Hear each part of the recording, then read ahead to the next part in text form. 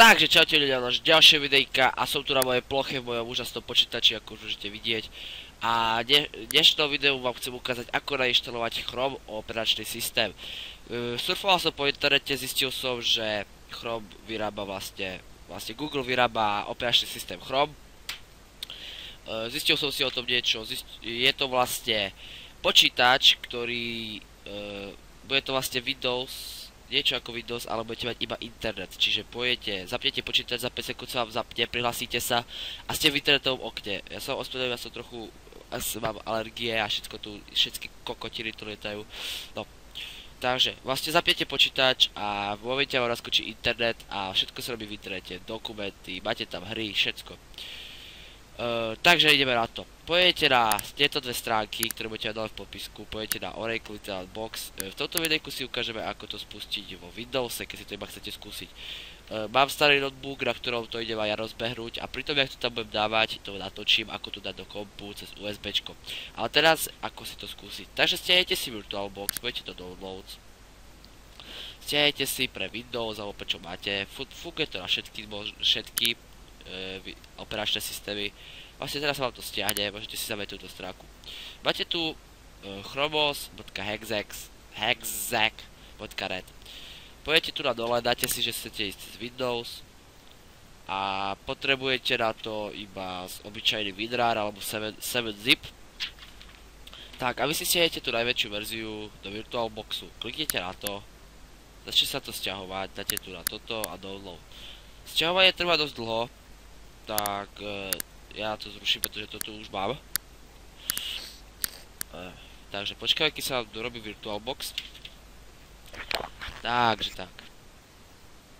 Ja to pauznem. Takže sme späť. Stiahol som ten Oracle VirtualBox, nainštaloval som. Vlastne v inštalácii treba iba preklikať sa, dáte next, všetko dáte next. A keď bude počas inštalácií písať, že chcete niečo, dáte yes, všetko dáte nainštalujú sú vám 5, 6, všetko. Takže máte tu na VirtualBox a máte tu Chrome operačný systém, ktorý sa nám stiahol. Dáte ho extrahovať sem. Teraz sa nám tu vlastne vyrobilo už toto, ktoré si dám sem. A teraz si vlastne to stopnem. Takže tak, stop. Takže skoro to už máme, extrahuje sa nám to, máme 89%, 90%, OK. Doextrahuje sa nám to, otvoríme si VirtualBox, to môžeme otvoriť. Doextrahovalo sa nám to. Takže toto môžete vymazať, ja si to tu nechám. Otvoríme VirtualBox, zapína sa na VirtualBox. Viete si tu nastaviť v predvoľbách aj jazyk. To vlastne dáte po anglicky máte, tak tu nájdete češtinu, to je tak v polke. Tak, dáme si nový VirtualBox, dáte si názov, jaký chcete, ja dávam Chrome, operačný systém, video. Tu na typ dáte Linux, Ubuntu, dáte ďalšie. Dáte koľko rámky chcete, aby vám ten operačný systém žral. Budete tak, že musí behať aj tento vzadu, ktorý je vlastne váš predvolený. Ja dávam 2,5 alebo na 2,7, aby mi to ťahalo. Mám 4 GB RAM, tak dám toľko. Koľko máte, toľko dáte, tu vám píše, koľko je doporučené. Takže tu máte za tú blbosť. Dáte ďalšie. Tu dáte pedy disk, použiť existujúci disk. Dáte tu gombíček, taký krásny. Vyberiete súbor z plochy, alebo kde ste si to extrahovali a kliknete na to, dáte otvoriť. Dáte vytvoriť. Vytvoril sa vám vlastne nový počítač. Posledné, čo na to potrebujete, aby sa vám tento počítač spustil a vlastne operačný systém fungoval, musíte ísť do nastavení, systémových nastavení, procesorových nastavení a dáte rozšírené možnosti povoliť PA. Keď to nemáte, to zaškrtnete, keď máte, necháte. Idete na obrazovku a povoliť 3D akceleráciu. Dáte OK. Všetko máte nastavené. Keď máme všetko nastavené, môžeme spustiť systém. Dáte spustiť. Áno, dáte OK. Prvýkrát sa vám systém spustí zle, pretože vám nebude odchytávať myšku. Čiže teraz sa vlastne spustí. Vidíte, píše, že nebere myšku. Dáte OK. Počkajte, kým nabehne. Vidíte, že tu nemá myšku, teraz dvoje už nevidno, hej, ale ešte nenabehol vlastne systém, ale počkáme, kým nabehne a bude vidieť, že ho neberie. Takže vypneme znova systém a zapneme ho. Ale to až o chvíľu. Bože, alergie hlúpe. No, nabehuje nám systém.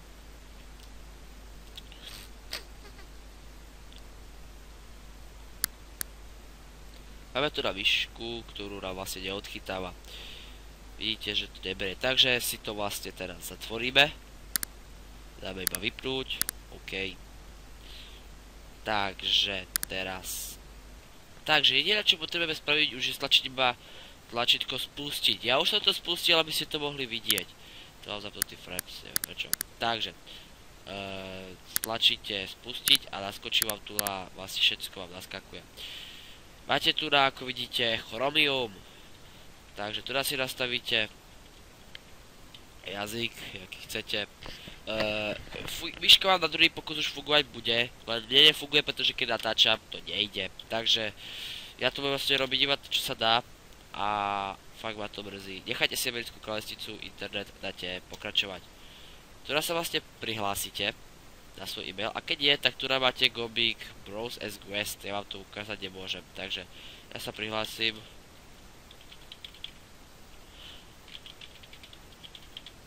Tak, dám Enter, tak.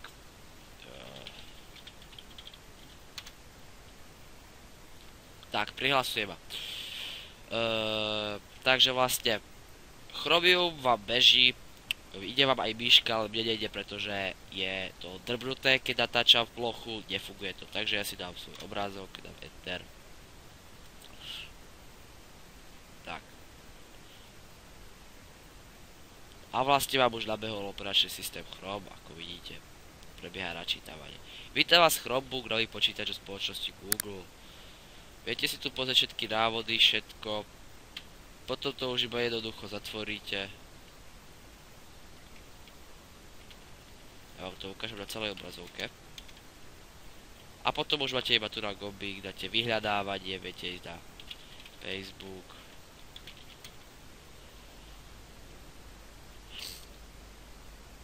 Všetko tu funguje. Takže podľa mňa je to dobrý operačný systém, hlavne keď máte starý počítač a potrebujete na ňo ísť. Takže máte tu na ten Facebook. Takže toto bol môj prvý tutoriál s týmto operačným systémom. Druhý tutoriál bude ako to nahodiť na počítač ako hlavný operačný systém. Takže ja dúfam, že sa vám videjko páčilo. Ak áno, dajte like.